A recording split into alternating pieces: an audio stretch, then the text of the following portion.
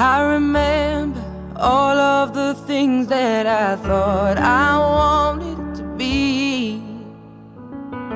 So desperate to find a way out of my world and finally breathe. Right before my eyes I saw my heart, it came to life. This ain't easy, it's not meant to be.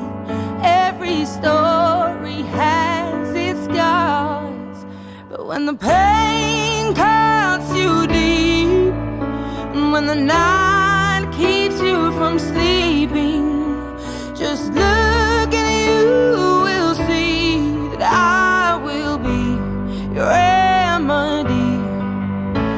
When the world seems so cruel and your heart makes you feel like a fool, I promise you will see that I will be your remedy.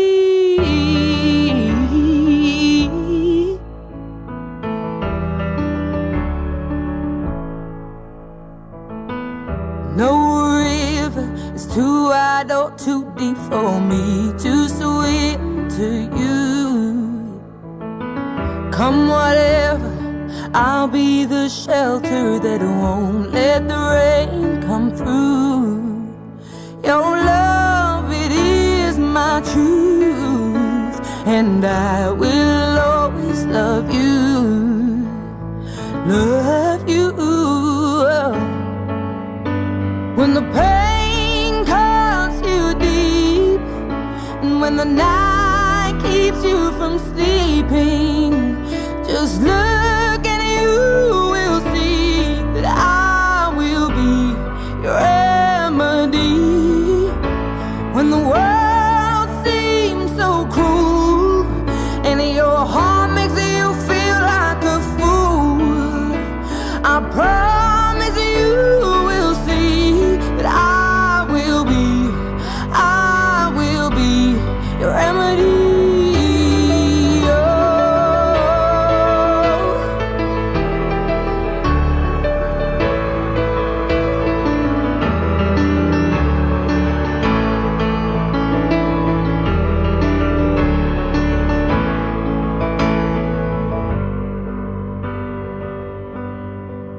When the pain cuts you deep, when the night keeps you from sleeping, just look and you will see I will be. When the world seems so cruel and your heart makes you feel like a fool, I promise you will see that I will be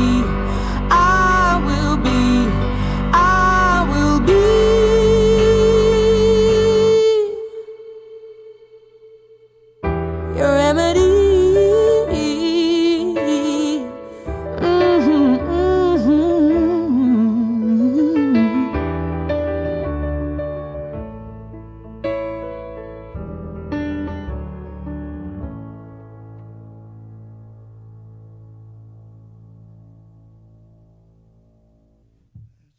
There was a secret chord that David played and it pleased the Lord.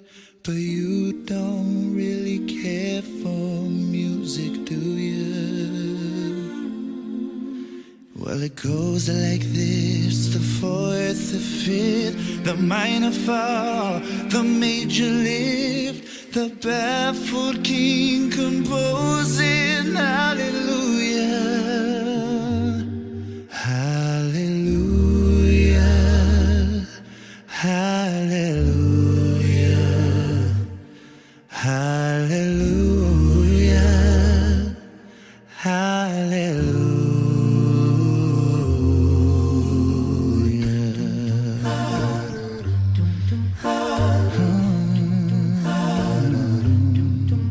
Well, your faith was strong, but you needed proof. You saw her bathing on the roof, her beauty in the moonlight tied you to the kitchen chair. She broke your throat and she cut your hair, and from your lips she drew the hallelujah. Hallelujah. Hallelujah. Hallelujah. Hallelujah.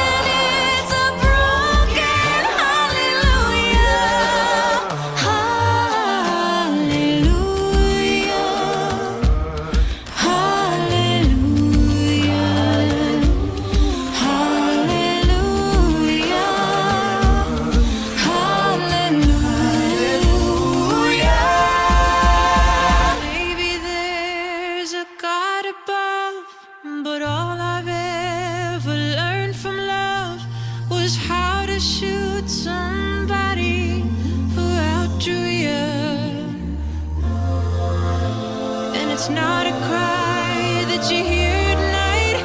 It's not somebody who's seen the light.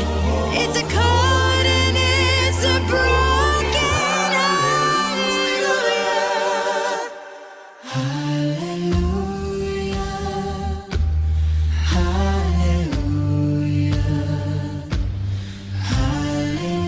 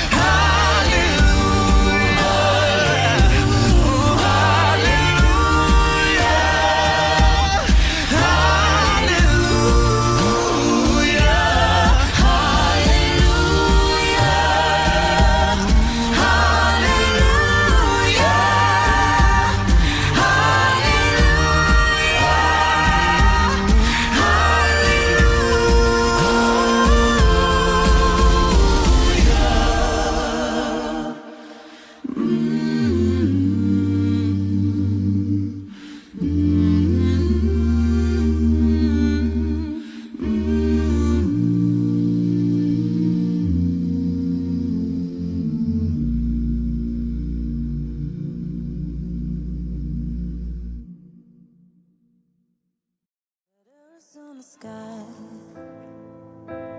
burning in your eyes. You look at me, and babe, I wanna catch on fire. It's buried in my soul, like California gold. You found the light in me that I couldn't find. So when I'm all choked up but I can't find the words, every time we say goodbye, baby, it hurts. When the sun goes down and the band won't play, I'll always remember us this way. Lovers in the night, poets trying to write. We don't know how to rhyme, but damn, we try. But all I really know, you're where I wanna go. The part of me that's you will never die. So when I'm all choked up and I can't find the words, every time we say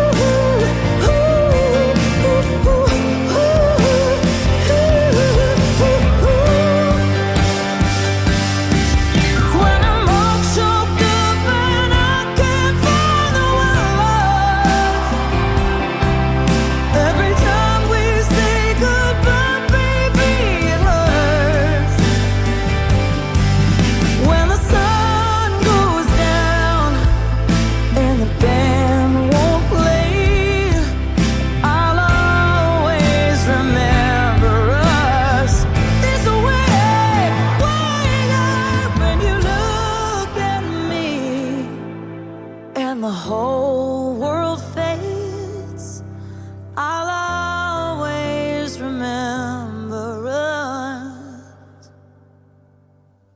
this way.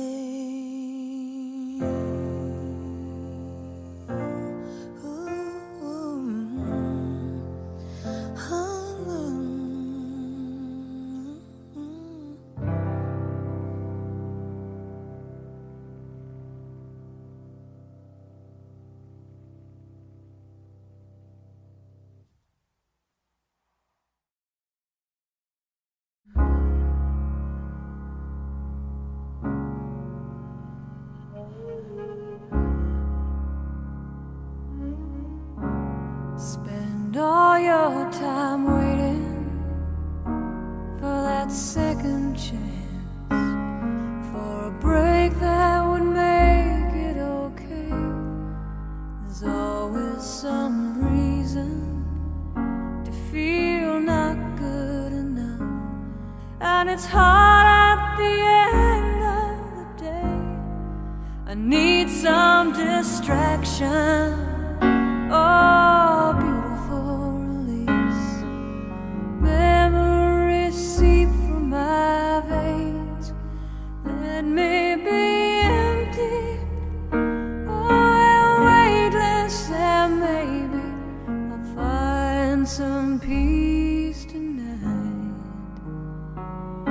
in the arms of the angel.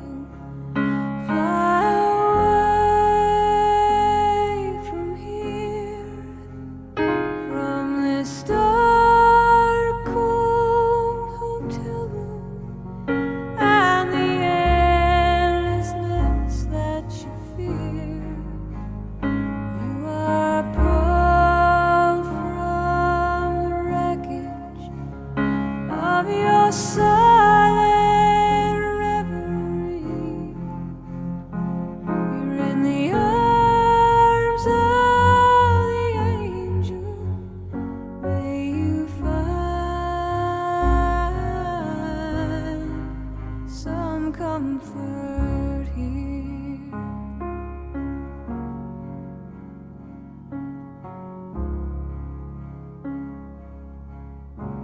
So tied up in a straight line, and everywhere you turn, there's vultures and thieves at your back. The storm keeps on twisting. You keep on building the lies that you make up for all that you lack. It don't make no difference. Escape one last time. It's easier to believe in this sweet madness, all this glorious sadness that brings me to my knees.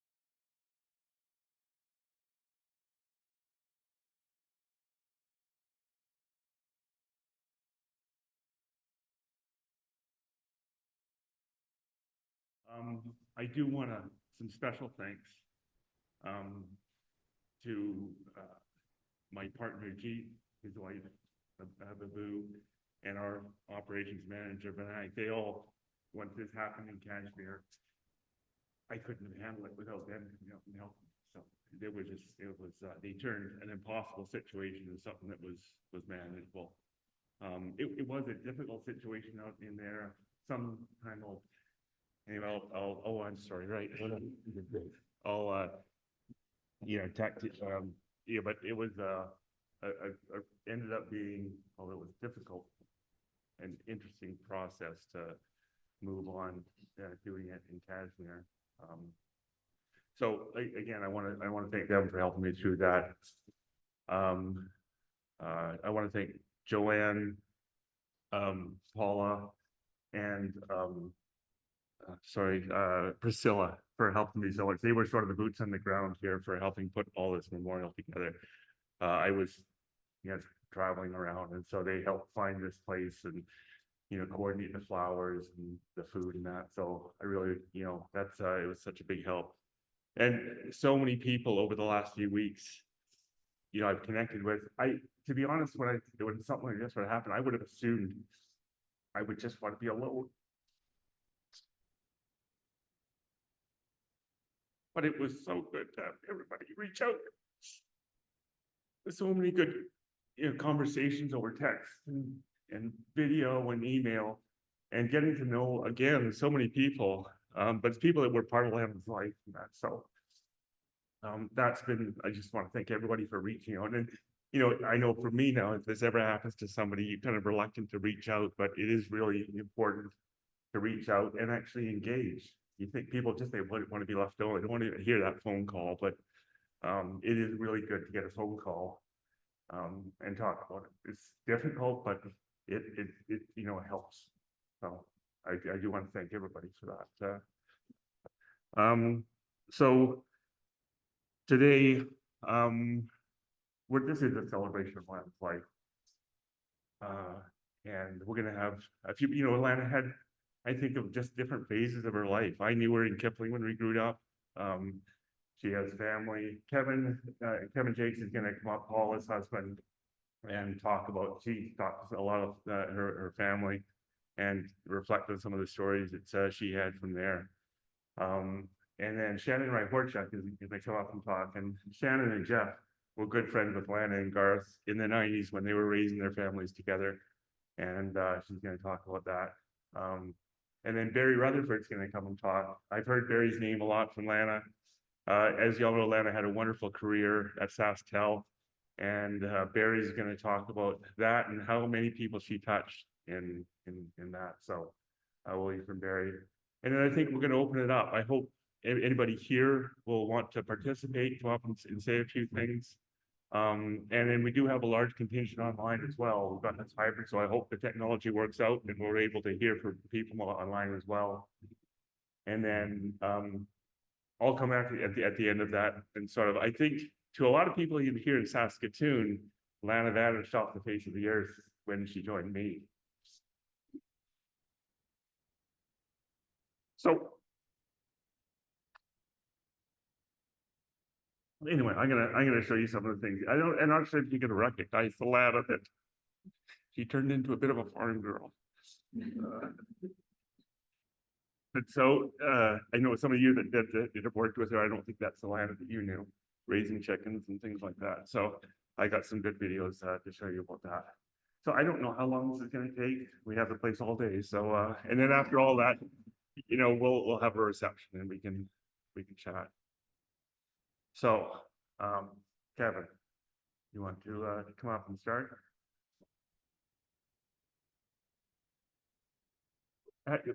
Did everybody hear me okay?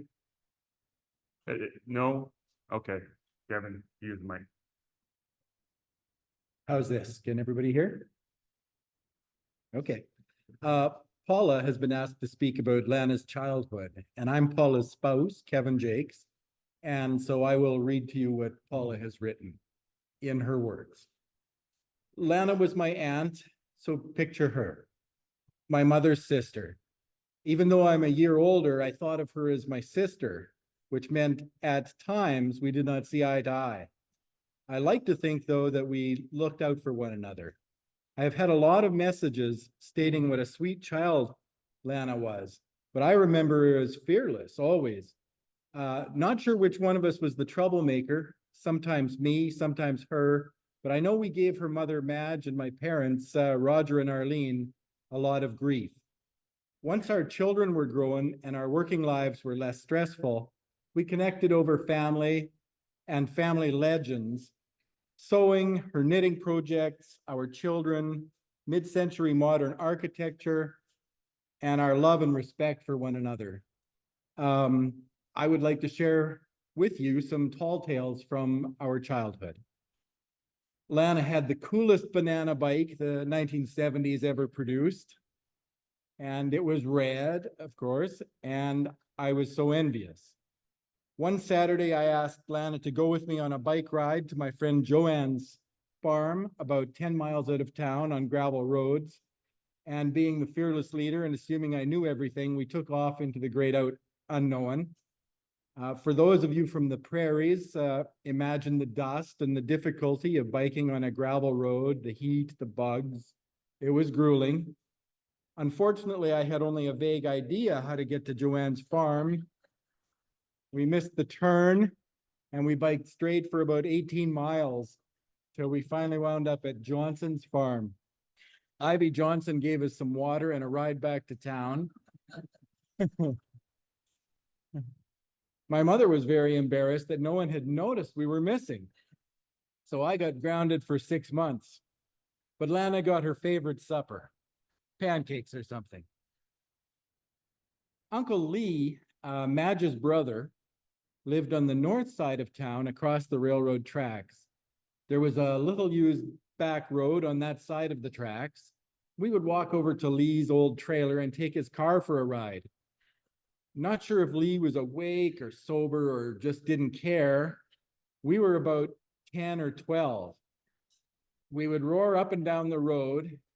The car had a plate, pale green interior and push buttons for drive, reverse, and park. And I'm pretty sure we trashed his transmission, but I can still smell the prairie grass and the dust as we cruised with our arms out the window. Just too cool. One summer when I was 11, my parents rented a house for the summer while my father built our new house. Lana's house was straight down the alley, about 4 houses away. The house had a little playhouse at the back, and my dad's cousin had given us a whole pile of Mad magazines. We spent a lot of time lying around in that playhouse reading Mad. And one day, Lana decided that her 2 budgies should get married. So we decorated the playhouse, brought them over, and had a wedding. Lana was the minister, and I was a bridesmaid, and I think Ricky was a groomsman. It certainly was a different time. One of Lana's chores was to roll cigarettes for her dad, Sam. I remember helping her roll them in this device that was red, and you would stuff the tobacco in the trough and then pull the lever down and sideways. And the trick was using the super sharp knife lever to cut the cigarettes. No fingers were lost.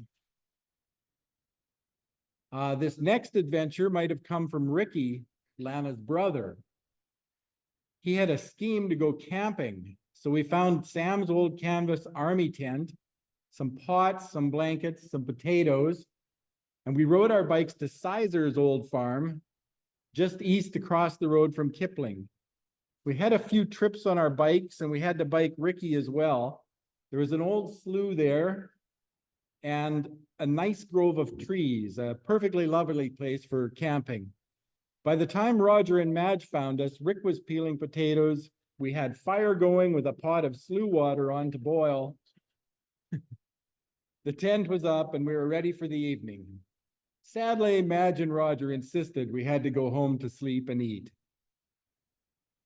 I have a million stories, catching tadpoles in the drainage ditch across from our house, working at the ice cream store in Kipling, summer jobs at Allison's Beach Cafe at Kenosi, living in my parents' cabin, trips to Saskatoon to see Lana, then Lana and Garth, then Lana and her children, Fraser and Olivia. Growing up the way we did was hard, but Lana not only survived, she thrived. She went on to have an awesome career and two fabulous children. Later, she reunited with her first boyfriend, Jeff, and had a true love affair. Kevin and I thought that they were like teenagers at times. Lana left us far too soon, and I know that Jeff, Fraser, and Olivia needed more time with her. But I can truly say that for the last 10 years, Lana was happy, truly happy, and just like her awesome banana bike, at times I was envious of her happiness. This is the thought that comforts me and hopefully brings some comfort to you.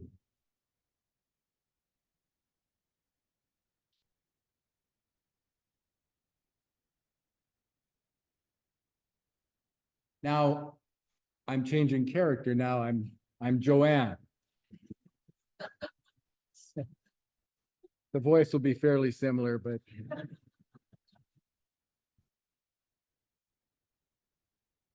today we are all gathered here to honor Lana Doke. I want to share a few thoughts about my time with Lana. Oh, hang on, I'm gonna make this bigger. And what her friendship has meant to me. Lana and I both grew up in Kipling, as did many of you here today. We first met in elementary school, probably through my friendship with Paula. It wasn't until 1975, when my family moved off the farm and into the town of Kipling, that our friendship really began to flourish. We lived a few blocks apart, but usually took the shortcut through the neighbor's yard and were at each other's houses in minutes.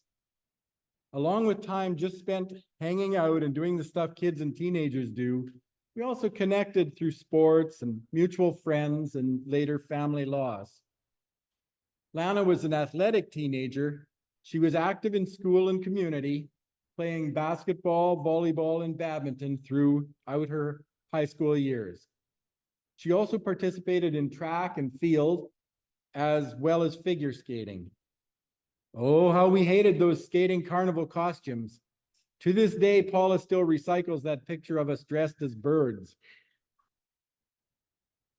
That being said, it was through these activities and others that Lana developed strong friendships with her teammates, classmates, and others that became our circle of friends.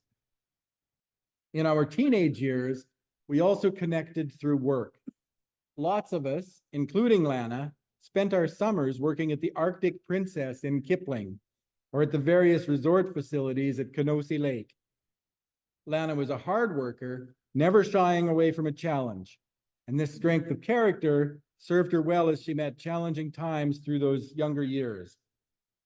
Following high school, Lana moved to Saskatoon to begin the next chapter of her life.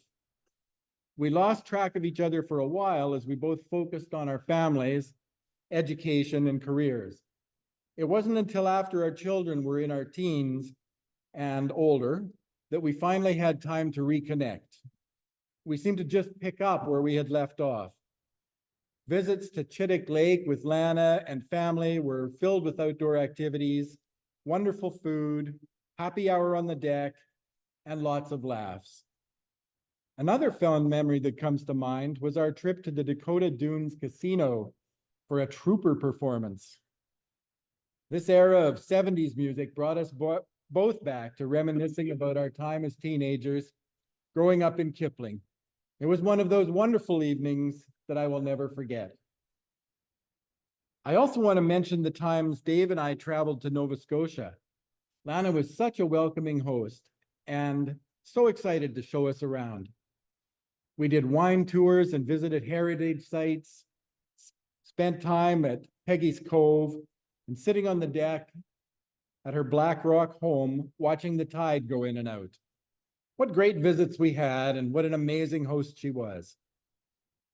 Another thought that comes to mind during these trips, she always seemed to know how to connect with people. In true maritime hospitality, she wanted to cook Dave and I a lobster feast. And for those of you who know Lana, you know that she wouldn't go to the local grocery store to get the lobster. Of course not. But she knew a guy. Off we went to visit a lobster fisherman, and we were allowed to pick out the lobsters that we wanted. Not knowing anything about lobster, we thought bigger must be better. We picked out the 3 biggest ones we could find, only to realize we didn't have a pot big enough to cook them. And then once we finally got them cooked, we couldn't crack the shells with our ordinary shellfish utensils. After lots of discussions and laughs on what we were going to do, Lana went to her toolbox and got a hammer for Dave to use to break the shells. The lobster was delicious, and we continued to eat it the next day with lobster rolls for lunch. This was just one of the many wonderful memories we have from our visits to the Maritimes. As you can see, Lana was a great host, but she was also just a very thoughtful person. Knowing that Dave was a golf enthusiast, she made a point of bringing him a sleeve of golf balls and marker from her trip to attend the Masters tournament at Augusta. To this day, those items sit on his mantle. We will always have those great mementos and think of Lana when we look at them. She seemed to find that one connection with others that had great meaning to them. Lana was also a highly creative person. She was a wonderful mother, a successful executive, and a leader. On top of all that, she gave endlessly of her time to worthy causes, which I'm sure others will be talking about today. I would just want to say that I really admired the woman that she became. She was kind and thoughtful and always ready to support others. I feel like I could go on, but want to leave time for others to reflect on how Lana enriched their lives. For now, I will end with rest in peace, dear friend. You will be dearly missed, but your spirit will live on in the hearts of all who knew and loved you. I'll get my glasses on. I'm just going to check and see if you can hear me. Nope, you need the mic. All right. Okay. Well, hi, everyone. I'm Shanna Raharchuk, and I had the privilege of being Lana's friend for nearly 40 years. Jeff asked me to share some stories of the time we spent together as friends and as families, and I'm honored to be part of remembering her life today. I met Lana in 1985. I just started a relationship with my husband, Jeff. Lana had just met Garth, so it was the perfect time for us to come together as young couples, enjoying life, having fun, and traveling the world. I still remember the first time I met Lana. It was for a barbecue at her basement suite on Spadina Crescent. I knew immediately when I met her that we were going to be great friends. Lana was larger than life, vibrant, full of fun, adventurous, passionate, and energetic. She had a way of connecting with you and made you feel like the most important, most interesting person in the room. Some of our trips involved going to different parts of the world, like Maui, the Rocky Mountains, La Ronge, and Cypress Hills. As couples, we spent a lot of time together, just going out for dinner, having fondues at home, playing games, and traveling. I particularly remember the trip to La Ronge, where we stayed in my husband's family's cabin. Thinking it was full of mice, which it was, we decided to stay in a tent while Garth and Lana took the cabin. However, there was a very unexpected thunderstorm, a deluge actually. And in the middle of the night, we ran to the cabin only to find the door locked. After banging on the door for what seemed like hours, we finally spent the night soaking wet in our vehicle, much to the surprise or not of the Dokes in the morning. Our first trip to Maui was also very eventful. Snorkeling, beaching, hiking, dining, and Mai Taiing were all in order. One day while hanging out at Big Beach, a beautiful young woman, topless, and a handsome young man, clothed, laid down on the beach right beside us, like right in our space. A movie director then came over and in somewhat broken English said to us, "Act natural." They were filming an episode of German Love Boat, and we were the unknown extras in the film. Well, for Lana, that was perfect. The next thing we knew, she was in the buffet line with the crew and cast and using their special high-end restrooms brought in for the shoot. It was also on this trip that Lana taught us how to snorkel, first in the hotel pool, then in the ocean, and then for a boat ride out to Molokini Crater. And our love for snorkeling continues to this day. And I think Lana often when I put on my snorkeling mask. After my husband and I moved to Calgary and we each started our families, the trips and spending time together continued, meeting either in Alberta at camp or be in the mountains or back to Saskatchewan to hang out in Saskatoon or at Chittick Lake. One time we rented a rather rustic cabin in Banff when Fraser was just a baby. As part of the trip, Lana and Garth wanted to scuba dive in Lake Minnewanka. So my husband and I were given shore duty with very explicit instructions on how to look after a baby, not being parents yet ourselves. I think Lana was quite relieved when she finished her dive to find Fraser safe and sound, but we were even more relieved to have their parents back. We definitely loved hanging out at Chittick Lake. Many summers we would travel there to enjoy adventures and family time with the Dokes. And it was quite fun for our two young boys who were a bit of city slickers. They would show up wide-eyed, sparkly clean, really looking forward to the cabin and the lake. And of course, the super cool Doke kids, Fraser and Olivia, who they followed around nonstop for the entire vacation. Family boat rides, late night bonfires, gigantic ice cream cones, quad rides through the back roads with Lana, swimming and exploring the shoreline are all special memories for us and our boys. Lana was always a lot of fun. One time when visiting Calgary, Lana found an antique red plaid lunchbox, which she promptly bought for Fraser to use to take his lunch to school. Yes, red plaid. When they arrived home, she called me in a panic. The lunchbox was nowhere to be found. Eventually, we did find it tucked way deep behind our couch in Calgary, and I actually think Fraser hid it. But that began the great lunchbox heist. It lasted nearly 2 years, with the Dokes demanding the return of the lunchbox, or Grover, a puppet of mine that they absconded with during a subsequent visit, would get it. We claimed ignorance of finding the lunchbox and instead took it to Maui, Ireland, and London, sending back pictures of it traveling the world, perched on notable landmarks. Eventually, both the lunchbox and Grover were safely returned. And I think Fraser got away without ever having to take the lunchbox to school. I had a lot of firsts with Lana. She would come up with some idea, and that was it. We were going to do it. I actually stood no chance at all.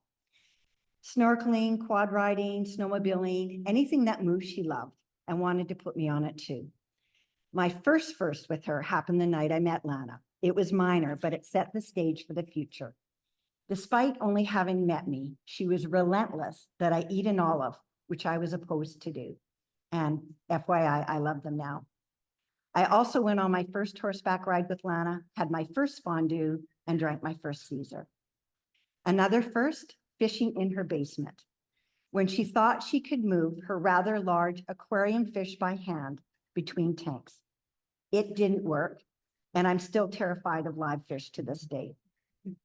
And Lana introduced me to my first BlackBerry, encouraging me to finally get with it and join the technology age.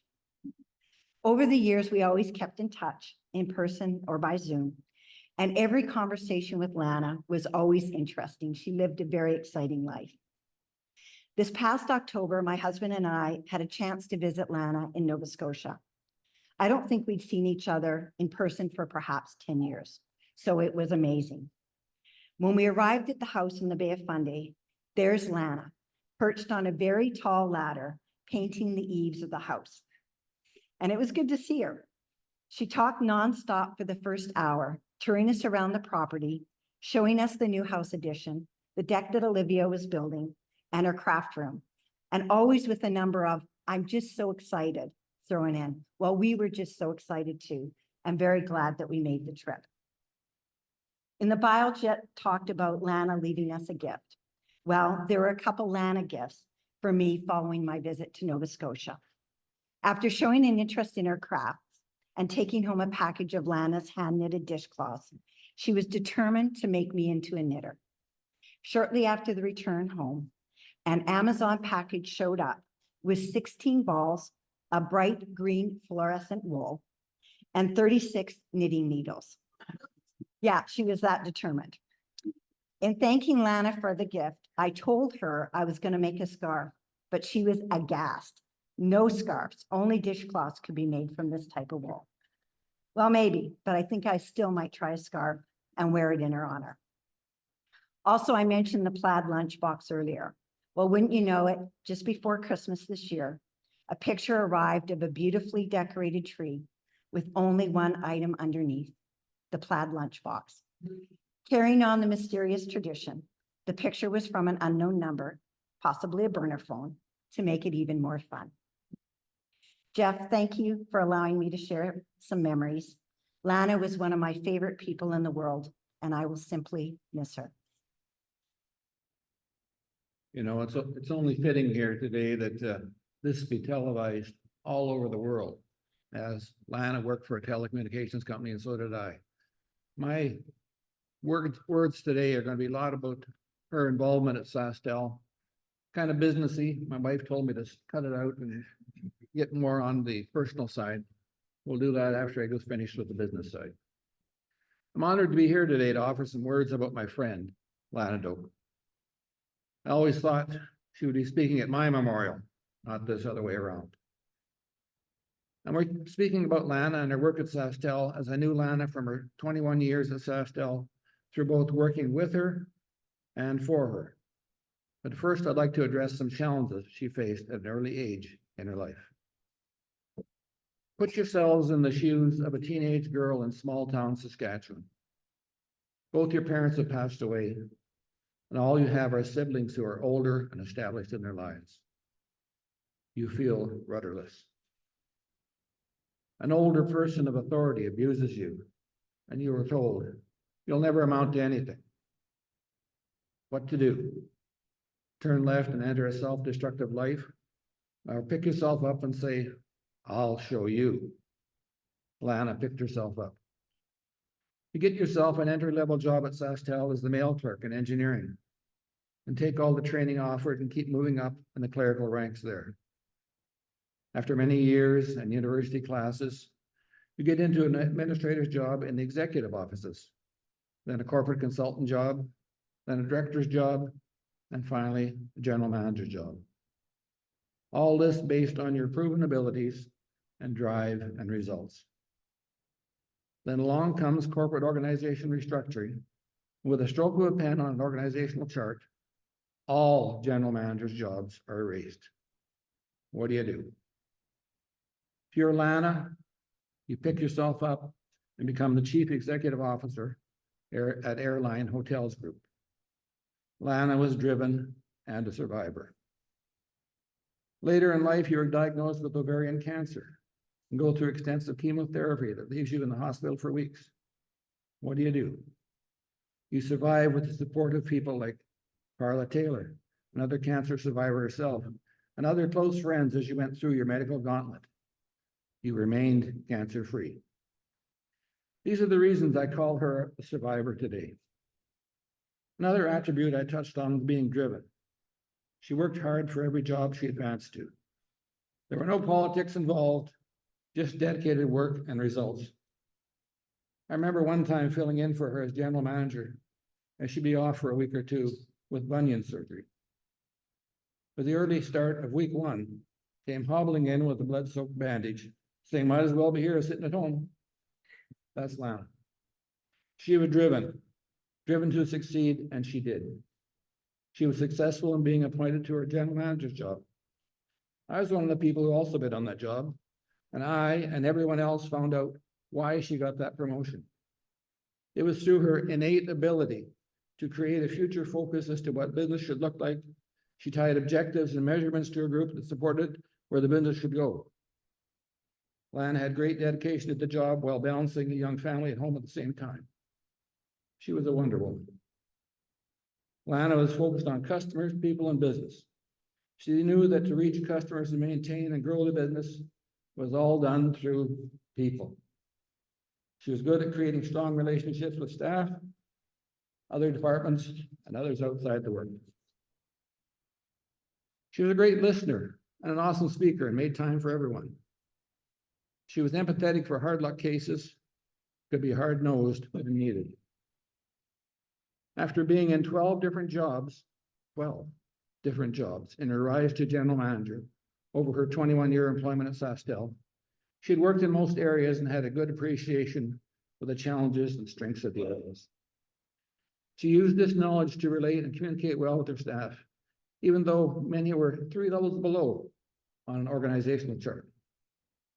She understood and related so well to people that I noticed on Facebook posts that over 124 people left positive emoticons, and 41 even left written testimonials about her after her being away from that company for 17 years.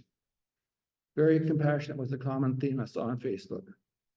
Lana had great relationship skills. Many young leaders looked at her as a role model.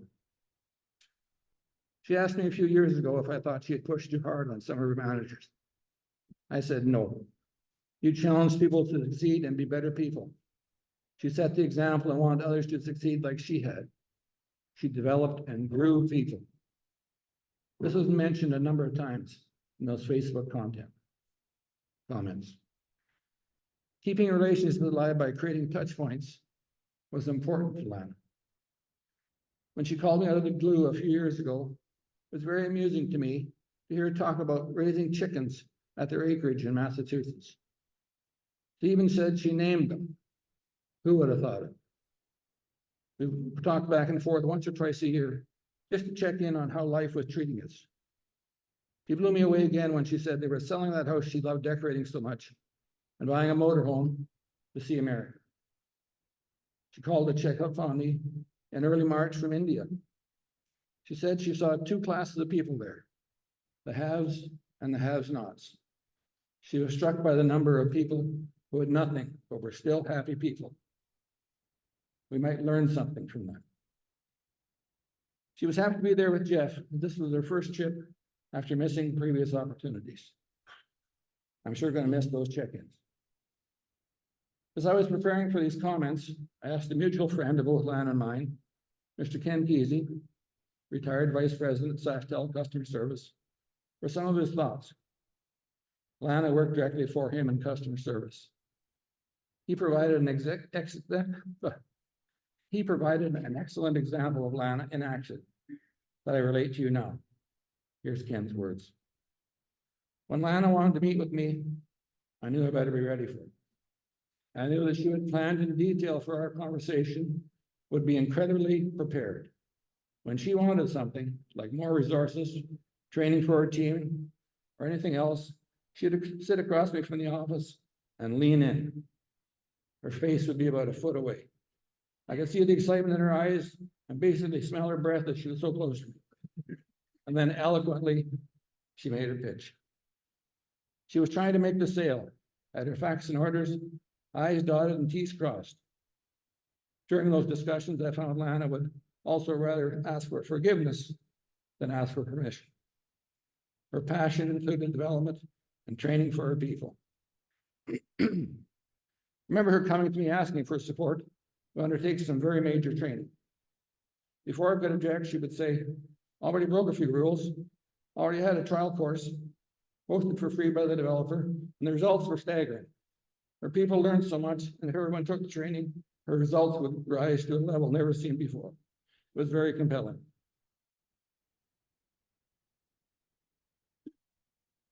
Just water.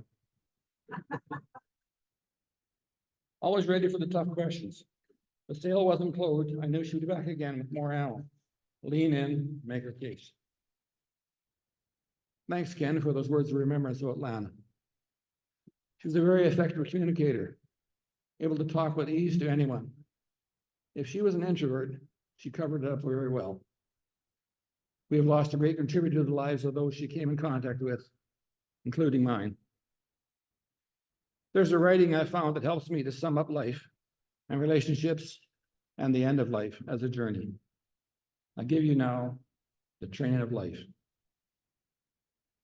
At birth, we boarded the train and met our parents, and we believe they will always travel by our side. However, at some station, our parents will step down from the train, leaving us on this journey alone. As time goes by, other people will board the train, They'll be significant, such as our siblings, friends, children, and even the love of our life. Many will step down and leave a permanent vacuum. Others will go so unnoticed, we don't even realize they vacated their seats. The train ride will be full of joy, sorrow, fantasy, expectations, hellos, goodbyes, and farewells. Success consists of having a good relationship with all passengers, requiring that we give the best of ourselves every day. The mystery to everyone is we do not know at which station we ourselves will step down. So we must live in the best way. Love, forgive, and offer the best of who we are. It is important to do this because when the time comes for us to step down, leave our seat empty, we should leave behind beautiful memories for those who will continue to travel on the train of life. I wish you a joyful journey for the coming years on the train of life. Reap success and give lots of love. More importantly, thank God for the journey. Lastly, I thank you for being one of the passengers on Lana's train. I recognize some of you here today as being on that train. I was there too. I'm a practicing Christian, and I believe that the soul, the essence, the energy, the being of who Lana was is now safely in heaven. Lana Marie Doke, I loved you as my friend. Rest now, your journey is over. Jeff would like to invite all of you, any of you, to come up and say a few words, to share some stories or anecdotes, whatever you care to do. And those of you who are remote, you'll have a chance afterwards. So please come up and grab the mic.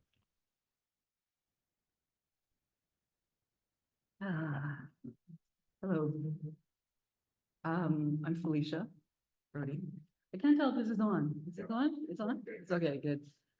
When Lana was diagnosed with cancer, she began asking me to do her eulogy. So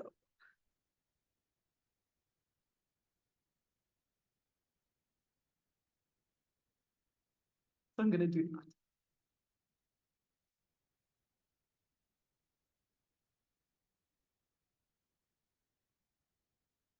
A few deep breaths, I'll be okay. Yes. Yes.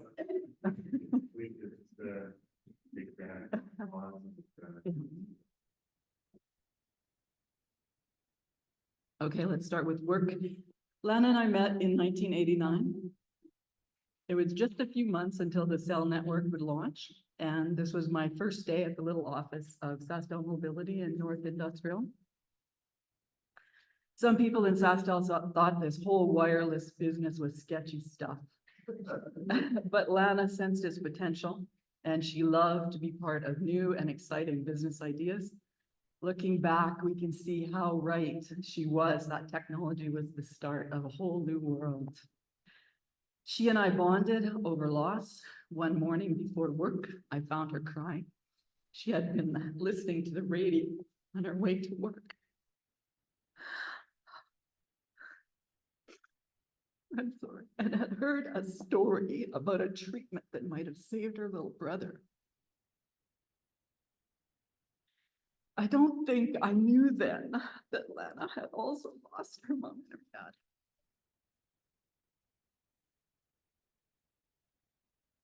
I told her of how my 17-year-old brother had died in a head-on collision. One of the remarkable things I think about Lana was that despite the losses she had experienced, her heart stayed open. Rather than putting on armor or keeping people at a distance, she welcomed us closer. Loss had broken her heart wide open and stayed that way. I don't want to leave the impressions that Lana was made of rainbows and kittens. She was also fierce, smart, strategic, witty, and gorgeous, with legs that would have made Tina Turner weep. If you were going to challenge Lana, you better have your facts at your fingertips, because she certainly did. If you were so fortunate, as we all were, to have Lana as your friend, then you knew you always had a dedicated cheerleader in your corner. Lana saw the potential in people and she encouraged us to make the most of it. She always said, you can be anything you want to be. I think she was right about that. If we put the effort in, we can do and learn almost anything. Lana was one of the people who encouraged me to paint, for instance. I'm leaking some love here, sorry. Lana kept a painting of mine in her office and would always tell me whenever anyone liked it. She also thought I was a talented writer, but really all I did was listen to the smart things she said and wrote them down. She made me look really good. Sesta had a tradition that if you got a new job, you hosted a buyout. This involved buying drinks for your coworkers. Ordinarily, Lana loved to host, but she found this approach lacking in imagination. Instead, she rented a racquetball facility and threw her buyout there. Now, I had played racquetball against Lana, and I knew it was something I was never doing again. I was 30 years old. I thought I was in reasonably good shape and had some small amount of athletic ability. I was wrong about these things, so very wrong. I had to lay on the floor to recover, and I resolved to never have Lana across a racquetball court from me again. So Lana rented the courts, invited our coworkers to the buyout, and turned what might have been a night of over-imbibing into her favorite activity, team building. It was also fun to watch my unsuspecting coworkers take their medicine. Lana was one of the most creative people I've ever met. For a long time, that creativity shone in her work, her career, and her volunteerism. When she retired, her creativity exploded into making things. She thought about starting a new business called So I Made It, S-E-W, So I Made It. And she had everything needed to make anything from fabric, yarn, leather, wood, you name it. Beautiful, beautiful, extraordinary things that she made. I have been thinking about how to honor our friend. I believe Lana would tell us to live completely in love with life, to enjoy every bit of it, not waste a moment, to revel in the small beauties and big adventures.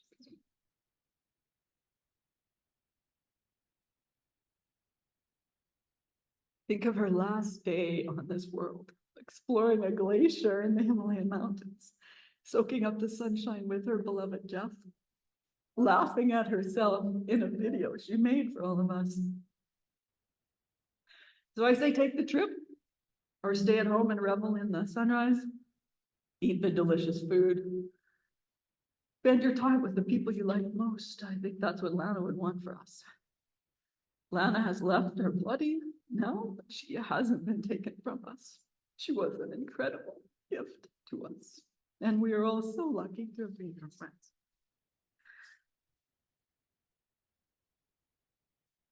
Good morning. My name is Valerie Doke, and I am still Lana's sister-in-law. She's in heaven, I'm here.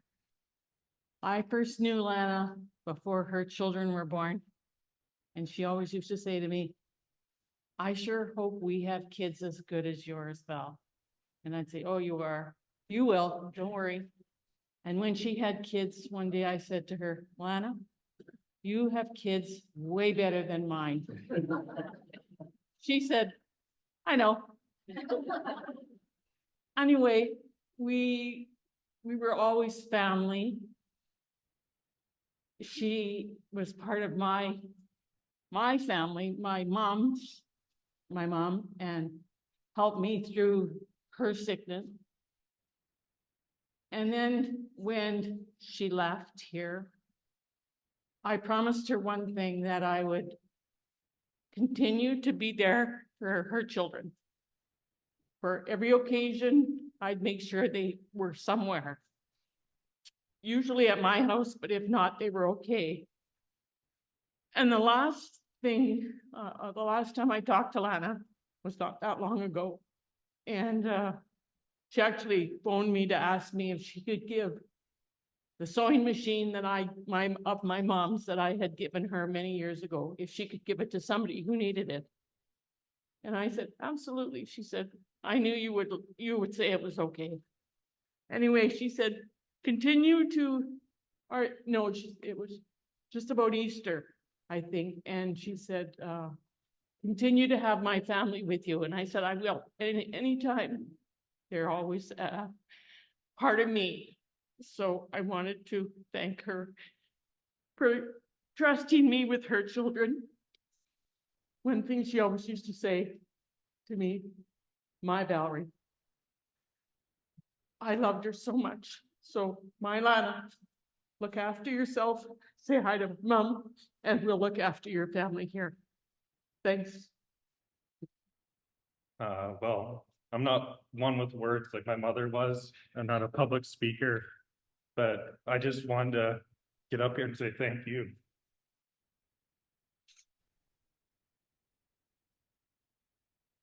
Just for everyone being here, it means the world. And everyone that's reached out, all that, I really appreciate it. And I thank you everyone for being here. Hi, Sharon King. I worked at Sastel with Lana in various capacities. The latest capacity that I had with her was I was a shop steward, union rep. And you would think her being management and me being with the union could have been sort of controversial and difficult. But Lana, as everybody was speaking about her today, she was the same person in dealing with the union as she was with everybody else. She was conscientious, she was caring, she always had an open door. I was always welcome to come in and discuss issues with her. It was never controversial, it was always a chat. And I so appreciated my time spent with her, and I learned so much. She was a true mentor. She inspired people to be better, and she will be truly missed. And I really appreciated all the time that I had with her. Thank you. Hello, my name is Arla Gustafson and this is Joe Custed. And we weren't going to speak, but then we thought the one part of Lana's life that we're so much a part of was her work in the voluntary sector.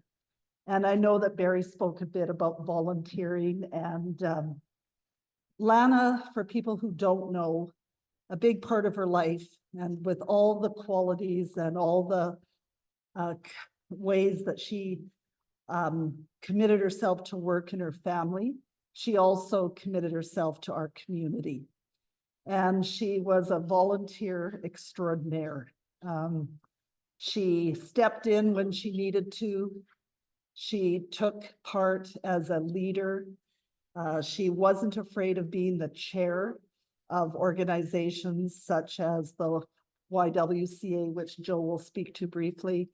She was very involved with the United Way. She was the chair of the Saskatoon City Hospital Foundation. She took her skills, built team, moved organizations forward. And because of that, she also raised and helped raise with the team of volunteers millions of dollars for our community, for areas such as healthcare, areas such as women. And she made a huge difference, put her stamp on the community. And often people who lead in this area are quiet about it. And that was Lana. I remember her at Airlines Hotel when she got involved. She absolutely stepped forward and brought that organization forward, involved all the people who worked there, whether it was in management or union, and totally made a difference. And the nice thing, as Barry knows, in volunteering, we meet lots of people. And in Lana's case, it would have been thousands of people. So thank you very much, Jeff, for allowing us to be part of today and to the family. Hi, my name is Joe Custed, and I think Arla has said it really well, but people have talked about how open she was and how connected she was. So I have a little story that I just thought of. As people said, I was involved with her when she was with YWCA. She was chair of YWCA. And the board was going to be going out and doing some fundraising. And all of us women said, we don't know how to talk. How do you make that call? And so, knowing Lana, well prepared, she comes out with a script on what you do when you're going to ask for money. And to this day, have that script in my head on what to do when you make the call. Hi, I'm Joe Custard. I'm with the YWCA, and then talk about this, and then do this, and what to do if they say no, how you do it. And so I really, really appreciated that. The second thing she did when she was the chair of YWCA is that we had the national conference here, the YWCA Canada Conference in Saskatoon. And I was on the planning committee with her. And of course, we had lots going on. The kids were quite little at that time. So it's, she was running around childcare issues and all that sort of things, but she was involved at the YWCA National Conference. So she picked me up for some reason, and we started talking about life and some of our challenges in life. And I was going through some work situation and all the rest of it. So we're supposed to go into the convention and listen to all these people. What does Lana do? She sits close, shuts off the car, turns to me like she used to, and proceeds to listen to what I want to share with her about what was going through my life, and tells me how to resolve it.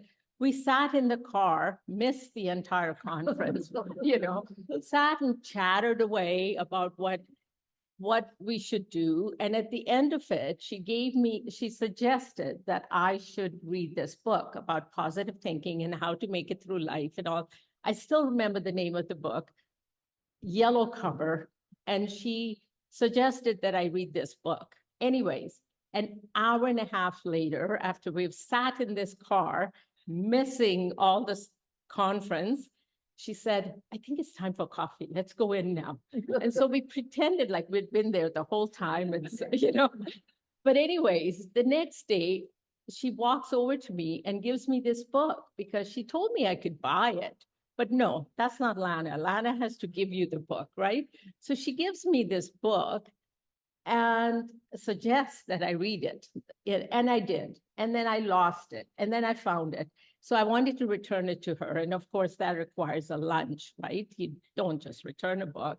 And so we had to reconnect and meet up for lunch. Anyways, I really wanted to come up here and thank her family for allowing her to be part of all the volunteer things that she did and for being part of my life. And, her going to India was something she talked about in the car that day. So that was many, many, many years ago. And I'm so glad she made it there. Thank you. So I think what the next thing we'll be doing is opening that up, and we'll hear from some of the people who are international and couldn't be here present physically to join. So I think we'll do that now. Yeah. Wonderful. Thank you all so much for everyone who shared your wonderful stories. We would now like to welcome our virtual guests to share. Nessie, would you like to begin? So my name is Nessie Stubbington McGee, and Lana and I, our relationship was we were first cousins. Lana's mom, Madge, was my dad's sister, and they had 11 siblings. And my dad also married someone from Saskatchewan who had 10 siblings. And my mom and dad raised us on Vancouver Island. So for my first probably 13 years of life, I remember my summer vacations going back to Saskatchewan to make the rounds. And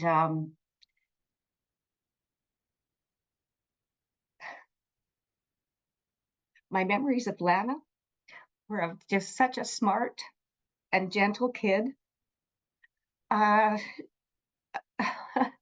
remember vividly her absolutely gorgeous, long, tanned, beautiful legs. As a kid, right till Lana was, well, as long as I could remember her as kids, she had the most beautiful legs, which has already been mentioned today. She had a quick wit and a dry sense of humor that was typical of the Stubbington family. I recall from the first time meeting her, probably when we spent a week at Kenosi Lake. I was sent out one summer and spent time with Lana, and what I couldn't really get my head around, her nieces, Paula and Pam. And I recall being in awe of how mature Lana was and how she carried herself in a manner that was beyond her years. She was pensive and slow talking. She was mindful. She was self-aware, beyond her years. And I suspect part of that was her connection with her brother Ricky, who was older than she was, but who she was taxed with spending a lot of time with and caregiving for. So our last opportunity to connect as teenagers was after her brother Ricky had passed away. My parents sent Madge some money, and they decided Lana needed a vacation, so she came up to the island and spent a month with us there. And I was I think probably in about grade 11, and she was a little bit younger than me. She's probably 14, 15. And Lana absolutely just loved my mom and dad. I remember kind of feeling, I was still going to school, so she must have been pulled out of school to come for the month. And I remember coming home from school and feeling kind of like, bumped out, because she was just in there with my mom and dad as a 13, 14-year-old. She was very comfortable interacting and relating to these adults. And she was, nothing got lost with my dad's wit and humor and the shenanigans that went on around our kitchen table. Lana did not miss a beat. She was on it. And later, Lana spoke of that trip to the coast and how she has vivid memories of sitting around that table, meeting her Uncle Sid and Auntie Marie and Uncle Bert, all these siblings of her mom's.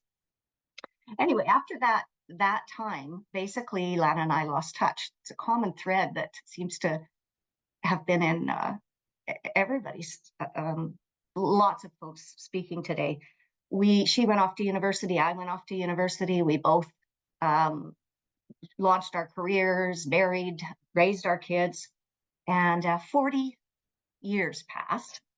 And somehow, after I was not married anymore, and one of us found the other on Facebook, and it was 2016 when we reconnected. And we began what Lana referred to as what felt like a secret love affair. We started at first just with sending emails, and then we graduated to instant messaging. And it wasn't long at all before we had regular FaceTime visits that went on for the last 7 or 8 years. And in these visits, we would talk about how we should really get together personally. And last summer, I finally got out to Nova Scotia, and my story is similar from the rest. Lana was such a gracious host. She claimed to be so excited to have me, and we spent our first 3 days just talking and talking and talking.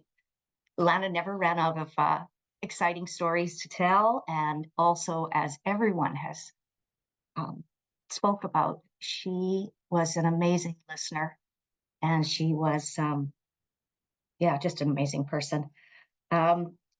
Anyway, I didn't overstay my welcome, and I also knew that Lana needed her rest. And so I think about the third or fourth morning that I was there, I got up early, and she had said, "You can take our little car and scoot about if you want." So I had thought, okay, yes, I'm going to make a few plans. So I checked out a few Airbnbs, and when Lana got up and we were having our coffee, I told her that I thought that I'd give them a break, and she said, as Lana would say, "Nessie, Nessie, Nessie, we are going to do much better than that. We're going to take the motorhome." And I was, now hearing all these adventure stories, it's not surprising, of course. 49-foot motorhome. We weren't just taking the motorhome.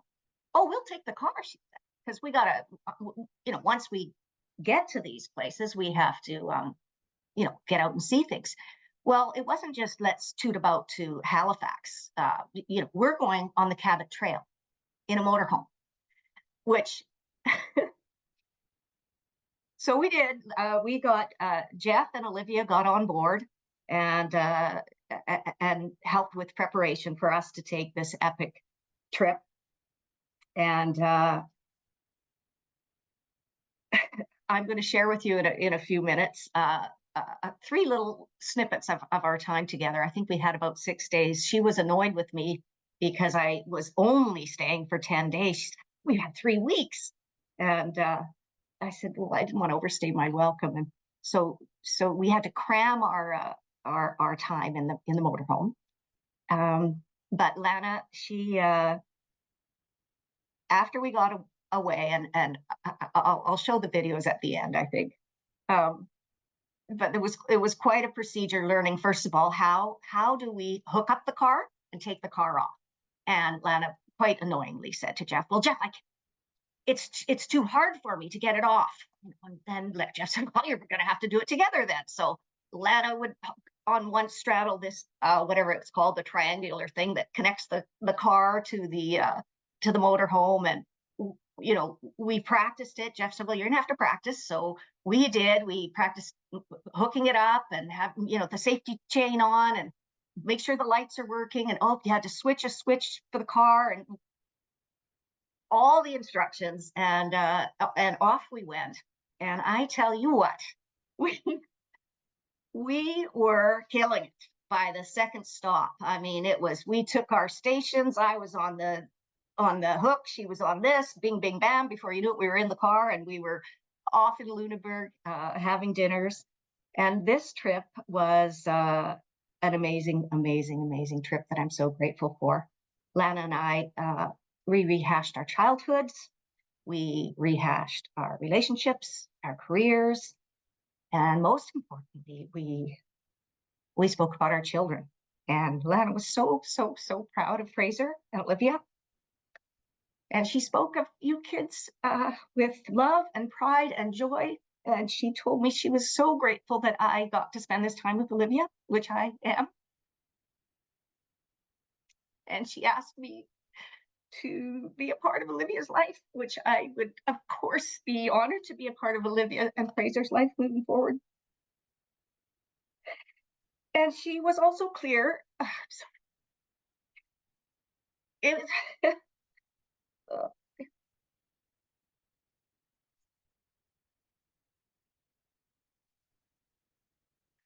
Lana was very, very clear about expressing how happy and content she was with her life.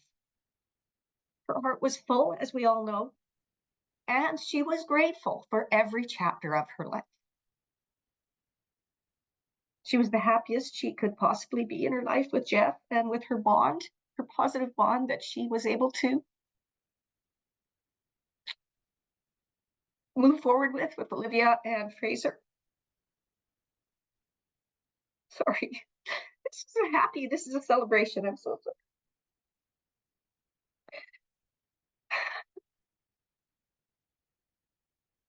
So Lana was kind, as we all know. She was generous. She was fun to be with. I always, for all of these years of these FaceTime chats and our visits, I always knew that every single time I would get together with Lana, my mood would be elevated because she had that gift of just making things happy and fun. And I hope that you could get a laugh from the clips that I will show. And I want to just end by saying that Lana, my dad used to say, life is for the living, and get out there and live. And Lana exemplified that. She made every single day count to the fullest. She lived a beautiful life, and she will be missed by us all, but never, ever forgotten. And lastly, I wanted to acknowledge to Lana and to everybody, Lana, for all these wonderful things that everybody has spoken about.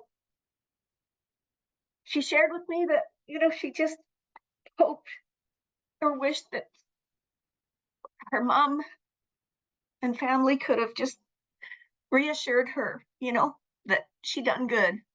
And I want to say to everybody and to Lana, you done good, girl. You are an angel, and you are now can join. You can join your brother Ricky, your mom Madge, your dad Sam, your sister Donna, your brother Ronnie, and as we all know, Lana's going to be shaking it up there, and so here's to Lana. I'm going to just ask that you watch the 3 videos and you can fill in the blanks as far as what a wonderful time we had last summer, that I'll cherish it forever.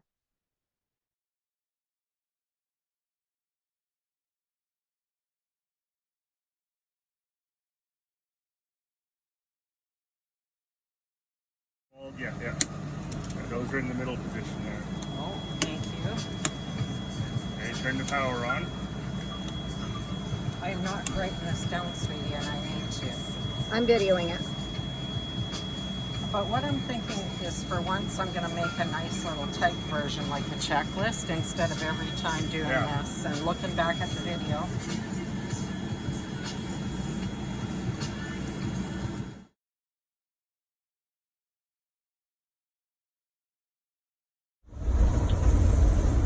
I don't even think I'll be able to eat my chocolate-covered raisins while I'm going up. No? Going hands on the wheel, baby. What do they say? 2 and 10. 2 and 10. That wouldn't do. Yeah. We made it up that hill. Look at that little truck is going over the line. Like, give me a break. Oh, that's a good baby. Mm-hmm. Look, you just need to get a quick look at.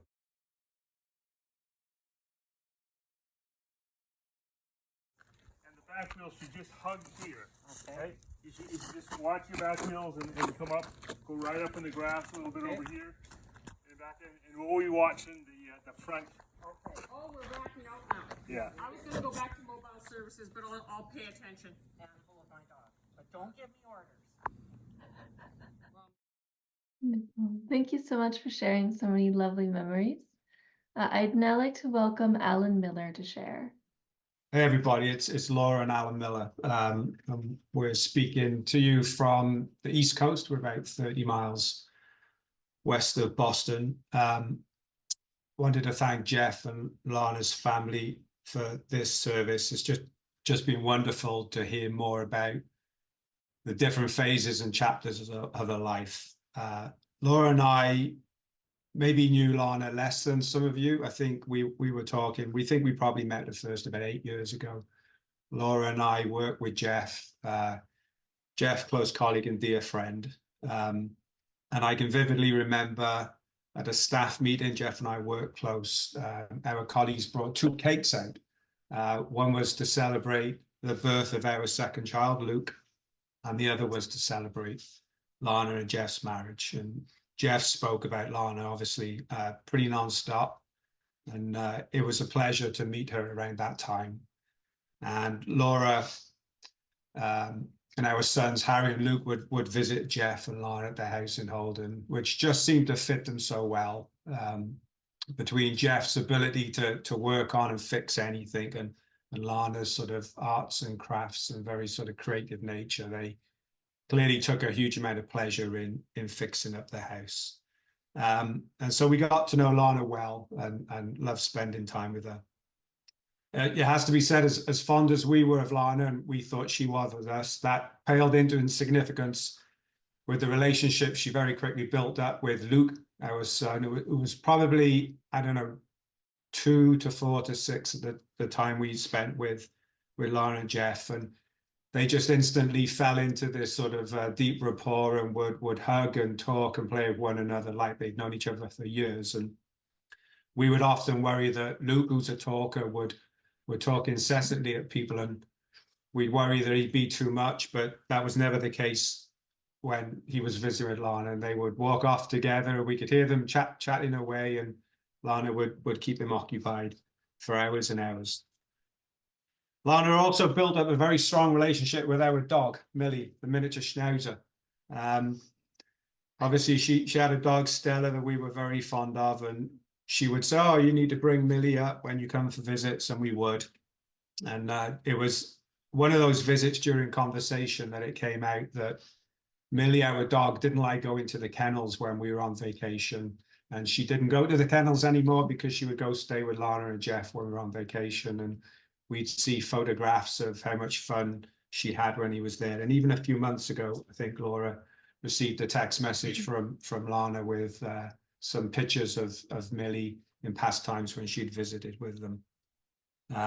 We would look after Stella when Jeff and Lana would travel, and our kids would have a lot of fun, and it was pretty wonderful. You know, another very strong memory was just how wonderful a host Lana was. You know, we would visit on a Sunday and she'd say, "Oh, you must be getting a little bit hungry," and she'd disappear, and 30 minutes later there'd be just a truly magnificent meal ready, and we'd all have a great time, and it was just wonderful. We met the chickens. Our sons, our kids enjoyed playing with the chickens when they would visit, and that was fantastic. Chiquera, that's where we are. Loved how they were called Chiquera, all of their fun names. Yeah, the boys loved that. And then I guess more lately we were surprised, but we weren't surprised when they sold the house and bought the RV and toured around. I think it kind of very much typified the spirit of freedom and sort of adventure and seize the moment that Lana and Jeff brought together. So it was an absolute honor to have known her. She'll be missed. Jeff, you're a big, strong man, but please make sure you lean on those closest to you and just let us know. Even though we're somewhat remote, we're here for you, my friend. So thanks very much, everyone. Well, thank you so much for sharing. I'd now like to welcome Vibhu to share as well. Thank you. Thank you, Jeff. And thank you, friends, for being here. We met this Ajit, Vibhu, we met Lana for the first time in Boston. And then Jeff continued to speak of Lana wanting to come to India, and we were very delighted that that was going to happen. And when it finally did, I had the privilege of getting to know her slowly but surely, and her excitement and joy of discovering the simplicity of just being in the city of Mumbai. She was not looking to do big things. She was not looking to have organized plans or trips. We did explore a few things that were of interest to her. We went to an orphanage together. We went shopping for fabric. She was super creative. She loved color. And one day we were just talking and we spoke about names. And she just asked me, "What does your name mean?" So I shared what my name meant. And then we were interrupted by whatever was getting served on the dinner table. And today I just wanted to share with you what Lana's name means according to the dictionary. Peaceful, little rock, wool, buoyant, to be gentle, soft, tender, light, the one that possesses light. Lana was true to that meaning. You will be missed, Lana. Thank you for the gift of knitting you have started me on. And the first knitting project I finish will be sent to Sonmark. And Jeff, know that we are there in every which way. Lana's joy, Lana's spirit of gratitude and abundance and to thrive in every situation, I will try and emulate. Take care, Lana. Take care, Jeff. And lastly, I just wanted to share, I've never met the children, but Fraser and Olivia, she was so proud of you. She shared your photos. She loved you deeply. Thank you. Thank you so much. Aaron Stevens, do you like to share?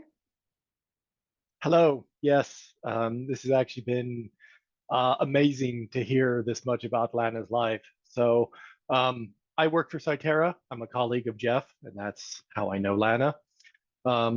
I don't know her that well. I only got to meet her a handful of times, and hearing a lot of the stories from the, we'll say, rich tapestry of her life has brought the little bit that I know together. Knitting and the dishcloths. I have, I believe, 3 of them in my kitchen right now, and had always intended to try and get more. Seeing that part of her life and how that is something that she has passed on to other people has been amazing. Most of what I've seen of Lana is when during a meeting such as this with Jeff, suddenly a plate appears with a hand, from off screen.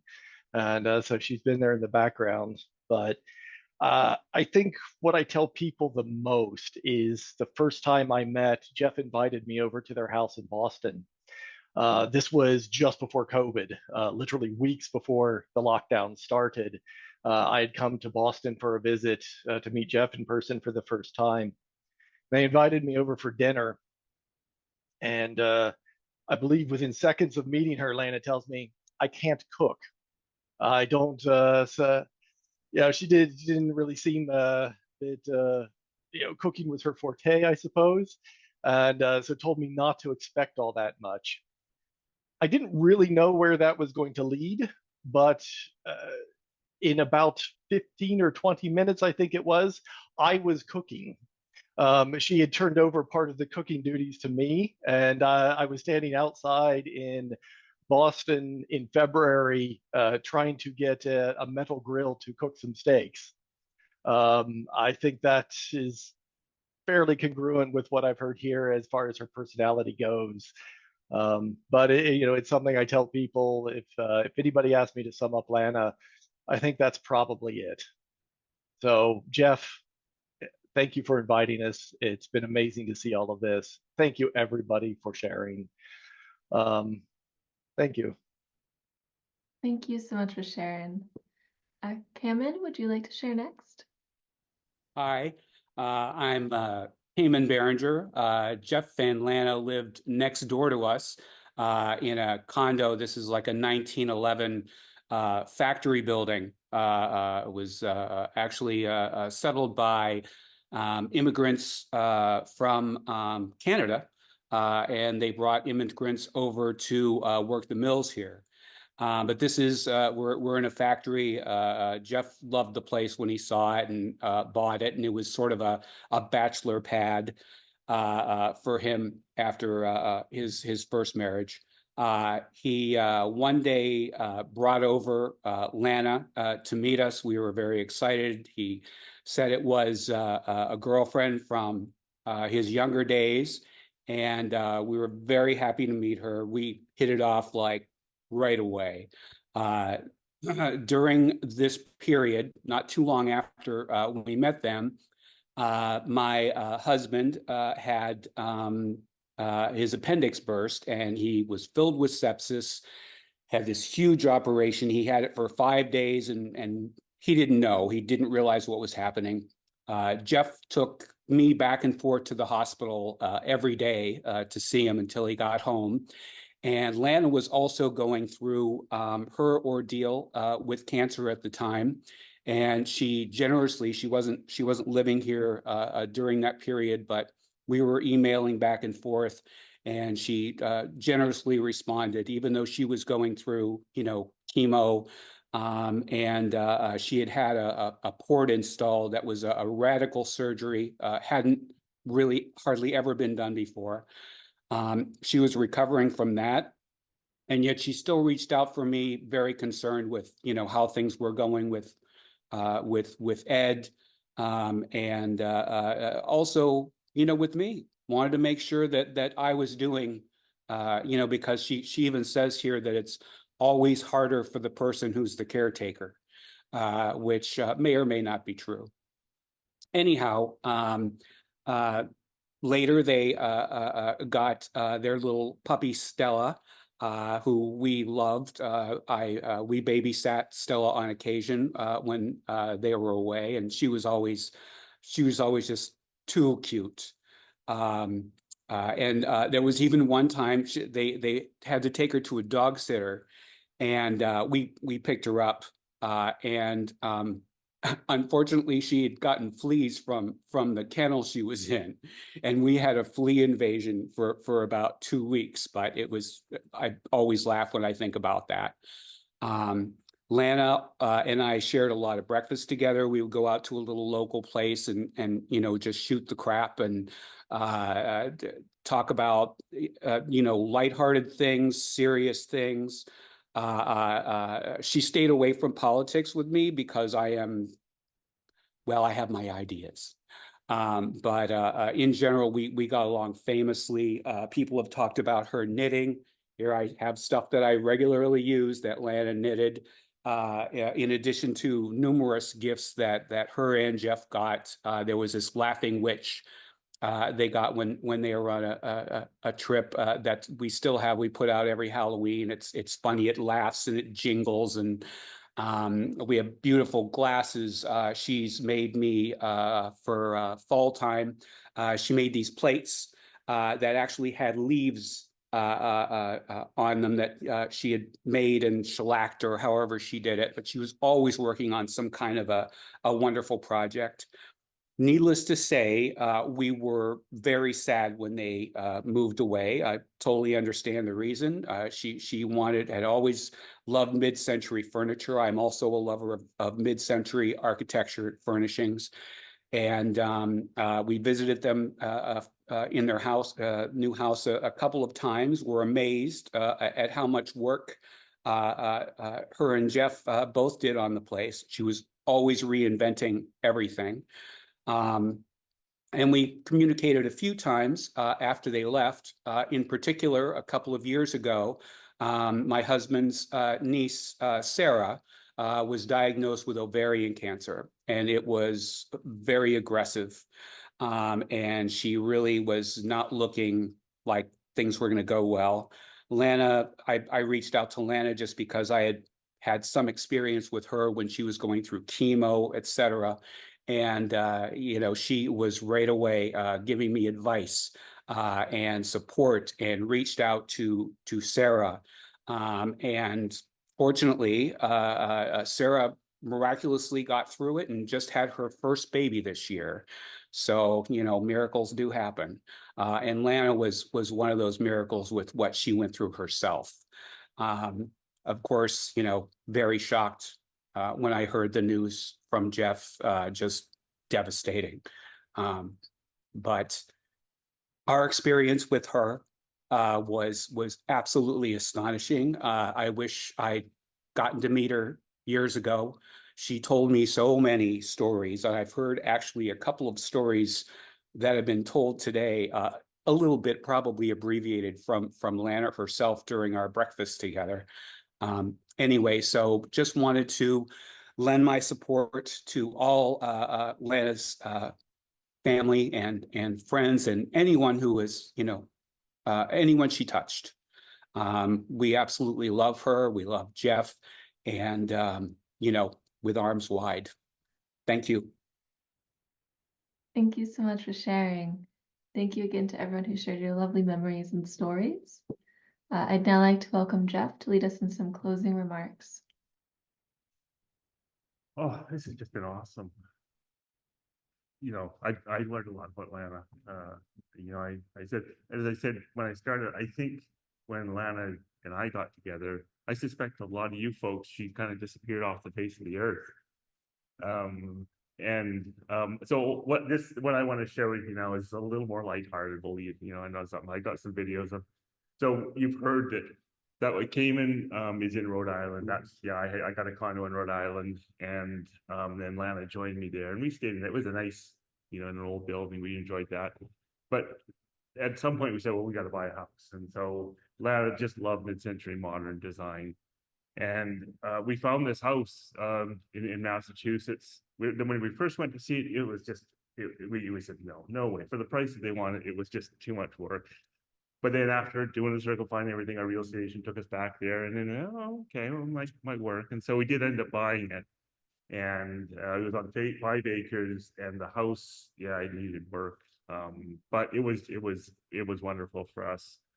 But you'd never realize the farm girl that Lana turned into in this. And I'm going to show you some videos of a few things.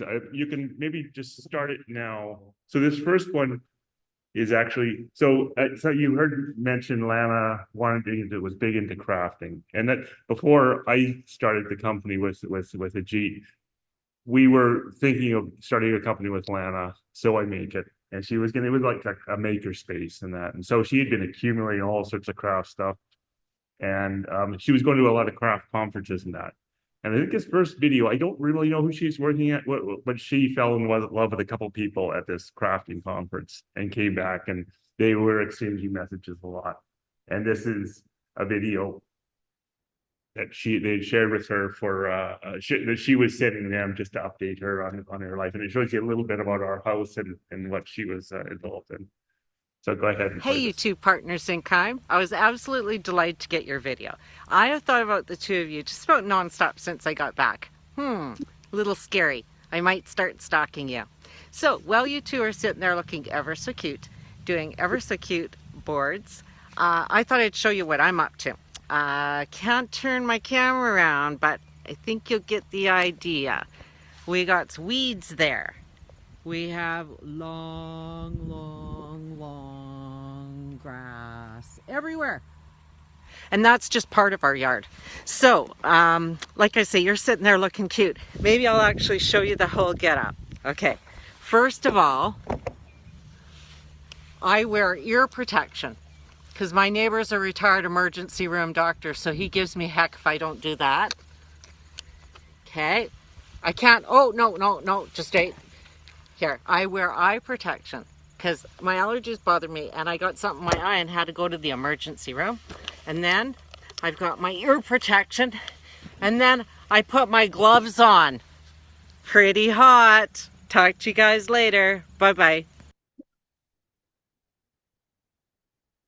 So that was Lana, and she, so we had, when we bought the house, they sort of mowed part of the lawn, but Lana kept expanding how much we were going to mow. She kept on going out, and so we had a brush hog and a big tractor, and then she'd knock it all down with that, and eventually sort of seed it, and by the end of it, she was spending hours and hours on the lawnmower. So this is, I think the next video is her again. This is farm girl Lana on the brush hog, knocking this down.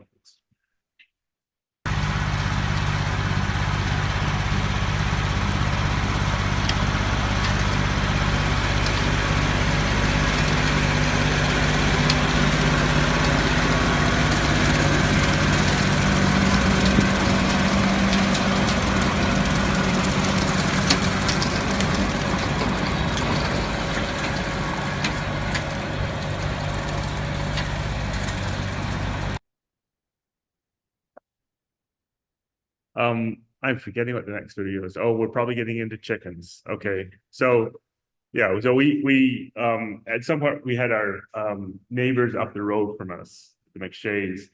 They had a young son named Desmond, and Desmond would come down.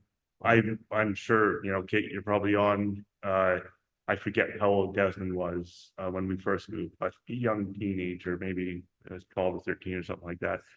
He would come down, and he and Lana would do crafts of that. And at some point, Desmond had got to be in his bonnet about we should have chickens. And so Desmond put together this whole poster board presentation to convince us why we should have chickens. And so it sold us on it. And so he and Lana planned this all. We built the chicken coop that's behind there. And you know, Lana, and one thing you're going to hear in here is Lana talking to the chickens. She talked to animals like they were humans. She talked to Stella just like it was another human. But you heard about we named all the chickens. You'll hear the names and that. But this is Lana dealing with our chickens. Chucks. Come here, Chucks. Here, girls. Come. Here, have some grapes. I can't hand feed you right now.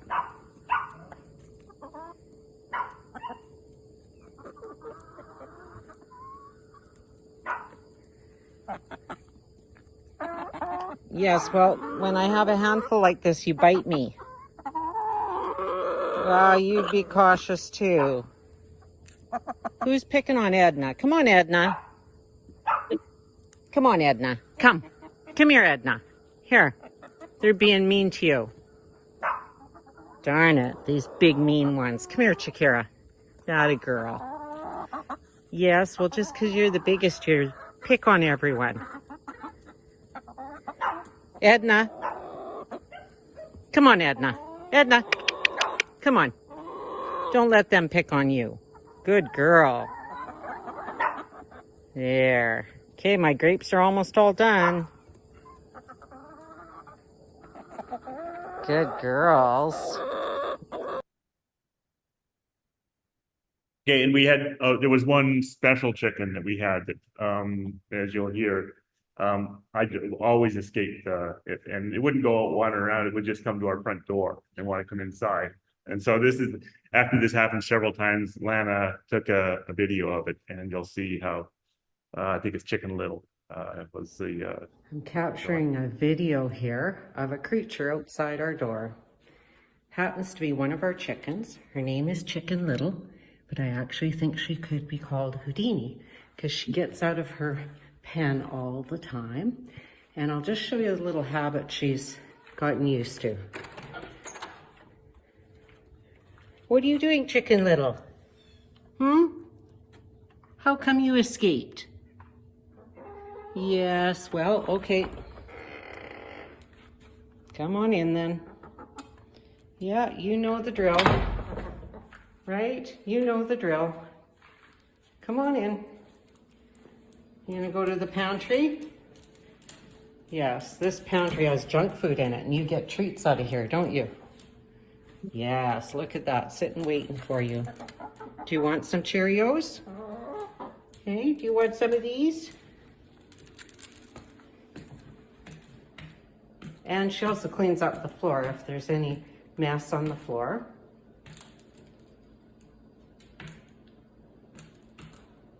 How about the one you dropped? Go clean that one up. Atta girl. Okay, come on, Chicken Little. Come on, it's time to leave. You had your little treat. Come on. Where are you? Come on, let's go. Chicken Little, come on. Let's go. Yep. And so now we walk her back to the chicken coop where she happily goes in, but she's like a puppy. She steps in front of you. So this is our strange little chicken. Come on, let's go. Look, everyone wants you to come join them. So that is our chicken. And now I'm forgetting what the next one is. Maybe just go to the next one and I'll remind myself. So after that, we did end up selling that house. As much as we liked it, this was sort of just post-COVID maybe. You know, I knew I was going to be traveling a lot in India. And with the job that I had, I could work from anywhere. And we just kind of got a bee in our bonnet like 1 week and said, let's do something different. And so we bought this RV and, you know, we both learned to drive it. And I think this next one might be Lana driving the RV, or maybe click to the next one. Yeah. Go ahead and play that.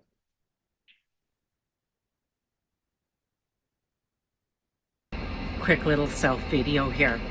This is the first time that I'm driving the motorhome by myself, and I just pulled out of a campground and I need to pull into one 1 hour away from here. Jeff's going to be on FaceTime with me. He's going to be the pilot vehicle as well. And yeah, keep my fingers crossed, because this is preparing me for my maiden voyage by myself from Massachusetts to Nova Scotia. Wish me luck. Bye-bye. Yeah, so Lana, yeah, both of us. I'm surprised you don't need some sort of special license to drive this thing, but yeah, she was very comfortable driving that rig, and twice she made the trip all the way up to Nova Scotia by herself from Massachusetts, like a 12-hour drive. And yeah, you saw with her and Nessie, they were comfortable doing it, so we both enjoyed that. This next video is, so when we decided to go to India, Lana did want to start posting on YouTube and creating a channel. She wasn't exactly sure what she wanted to do, but one of it was just documenting a lot of the stuff we did. And so they should be a good thing to document a lot of the experience of somebody going from Canada to India. And so I think this was, she asked me to film her as she sort of putting some footage together for, okay, we're getting ready to go, and this is the differences we're going to expect. And so this is Lana talking through that. This is at our place. One thing that I do know will be different in India is the temperature. It is the coldest time of the year here in Nova Scotia, as it is in Mumbai. The only difference being here in Nova Scotia right now, it can get as cold as -10. And with the wind gusts, especially coming off the Bay of Fundy, it is cold. Mumbai, on the other hand, maintains sort of a steady temperature of 27.7 degrees Celsius, I read, and of course, tremendous heat. So she, a bunch of other video as we were getting there. And then when we got there, we first stayed in a hotel that I usually stay at when I'm there, just to sort of get Lana to see. It's a nice Western style hotel on the beach, and kind of get everybody comfortable. My first time I went to India, this was just after COVID lifted, and I went out to the beach there, and I met a good friend of mine now, Sunny, and so Lana and Sunny became friends as well, and Lana wanted to go out and try all sorts of foods. Lana is, as probably you already know, a bit of a germaphobe, and so going to India was a challenge for her. So a lot of the foods she wanted to eat were sort of street foods and that. And so Sunny found a nice restaurant. One of her favorite foods out there was something called pani puri. There's these little puff things that you poke a hole in, and then you put rice, things in, and then pour sauces in. So Sunny and found her a place to go try pani puri. And so this is a video of her just trying pani puri outside for the first time. No, it's just so good. It's my first time. Is it good? Yes, it's very good.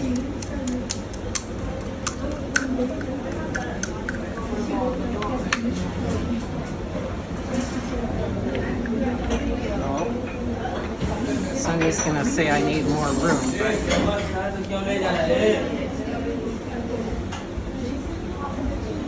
After you eat one, you can decide whether you want to eat only spicy or only sweet or both. I like the sweet, I think. Oh, some people eat only spicy.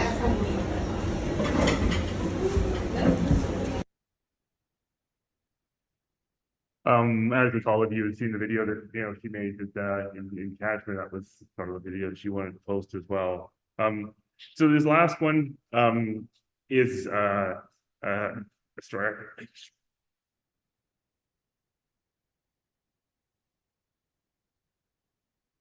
I may have difficulty telling it, but it's just a typical story about Lana. This was this particular one was, we were out traveling in the RV. I think this was probably somewhere in Georgia or South Carolina. I don't know if anybody knows what a Piggly Wiggly is. Certainly Nick, who's in North Carolina, does. They're kind of a chain in the southern states. And we really like Piggly Wigglies. They're a local grocery store that's sort of independently owned or something like that. Every time you go in, the people are always really nice and that. So this Piggly Wiggly was across the street from where we parked our RV. And we had just come in, and so we walked across the street and gone to this one, and just to pick up some groceries. And so we went and bought groceries, got to the checkout till, and there's this woman at the till. Young woman, tattooed, piercings and that. Looks kind of, you know, she looked nice, but she was sort of tough looking. And then we realized, oh, we forgot a couple of things. And so I went back and I think it was, you know, bread and some butter or something like that. By the time I got back, it was right your email address now. This woman. And so we finish up our stuff and we go on and I asked, what was that about? And as is typical with Lana, in that short time that I was away, she connected with this young woman.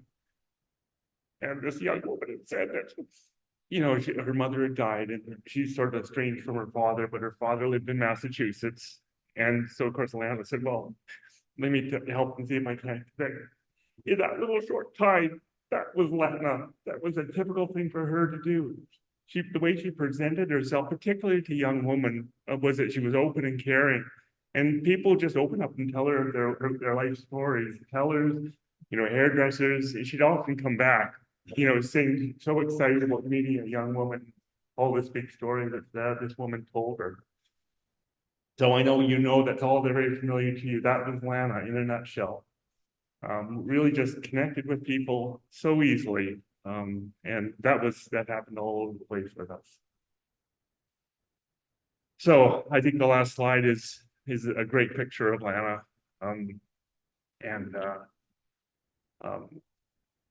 So yeah, you know, this was so special to me. Again, thank everybody for coming out. You know, we're all gonna have to find a way to carry on without Lana. But the last, you know, 4 or 5 weeks, whatever it has been for me, has been difficult.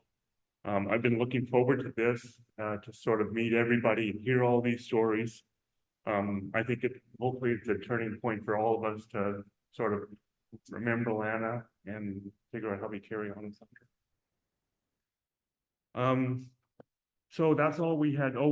That's all we had sort of for the program. Everybody online. That's all we're going to do now. Thank you everybody for online, all the participation we had online.